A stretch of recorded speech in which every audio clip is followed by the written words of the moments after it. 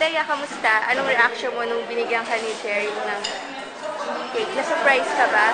Oo, na-surprise ako. Saya. Kilig.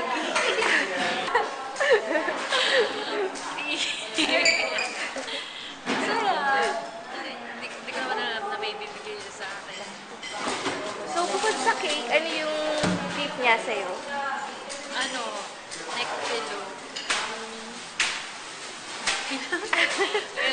Talaga magagamit ko na kasi biyahe-biyahe. Never ko na lang.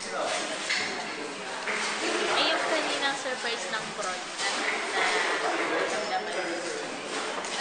Surprise ng mga staff. Kasi hindi ko talaga ini-expect o iniisip na kahit cake, gaya nga ba, yun, bati-bati lang sila. Tapos ayun, akala din ni Jeric na yung dalawang cake sa akin, kumakanta siya. Kukunin niya sana yung cake kay Elle. Bibigay niya sa akin. Eh, sa kanya yung cake. Hindi niya din alam na kanya din. And maraming salamat sa bumati sa akin in advance. Tapos talagang hinintay yung 12 o'clock para mag-greet ako. Sobrang thank you. Blessed ako kasi nandyan kayo para sa akin. Thank you sa suporta.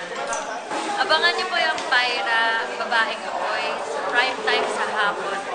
And ngayong August 26 na yun.